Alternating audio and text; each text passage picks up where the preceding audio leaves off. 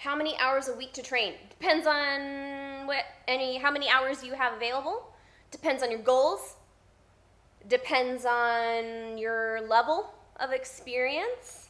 But generally speaking, the general recommendations for exercise are 150 minutes of moderate intensity cardio total per week. And then resistance training depends on your level, but for beginners at the very least 2 to 3 times a week. So you can break that up into 5 days doing 30 minutes of cardio, and then 2 or 3 of those days also doing resistance training before or after your cardio. Or you could do 3 days where you do 50, almost an hour of cardio and then also do resistance training as well. It really depends on a lot of factors. But those are what I said before are sort of the general recommendations for maintaining health, okay? And so when I have somebody come on board with my personal training, if they come on and they want me to coach them, that's what I'm going to by default go with, is scheduling 150 minutes total per week of moderate intensity cardio, which could be something like going on a walk every day, or whatever type of activity they like to do or prefer to do. And then resistance training 2 or 3 times a week. And in this case, resistance training is really important for maintaining health in a number of ways. One is that it is one of the main drivers of our metabolism. So most people who I work with, their ultimate goal is fat loss. And when you are burning fat, when you're in a catabolic state, eating calorie deficit, it's likely that your metabolism is going to slow down. Your body will break down muscle as it also breaks down fat. So it's important to combat that process by doing resistance training as part of your fat loss plan. Resistance training will help to keep your metabolism high so that your body is burning more calories every day. But resistance training is also important for just maintaining health.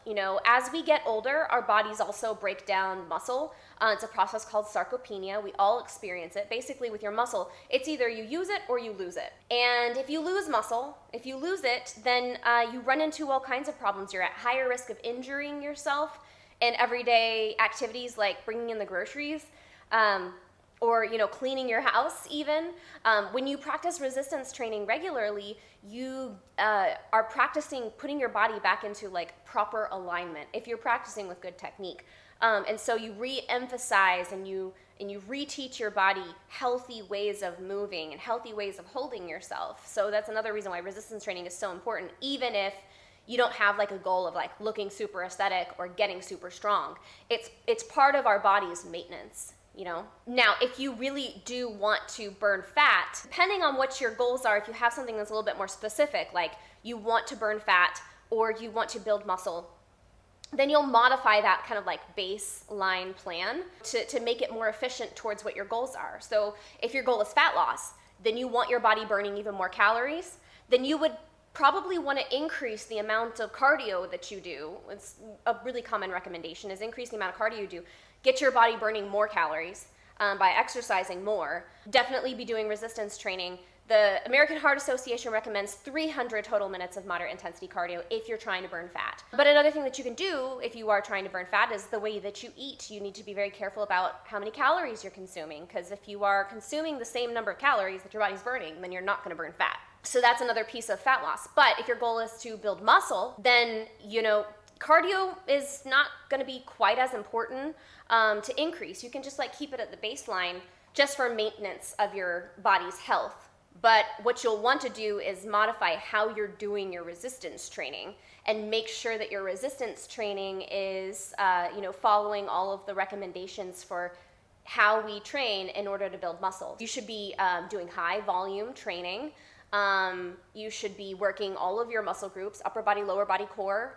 There's specific recommendations for that. If your goal is to build strength, if you've been doing weight training for a while and you want to start, really pushing your strength, then, you'll modify how you're doing your resistance training with higher intensity lifts and modify it for that. So you can modify that baseline depending on what your specific goals are. But I do think that it's important to have some kind of goal that you're working on every 6 to 12 weeks just for maintaining motivation.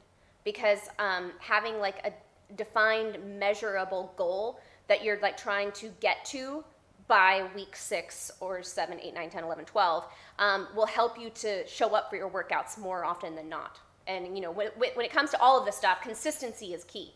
Making sure that you're showing up most of the time.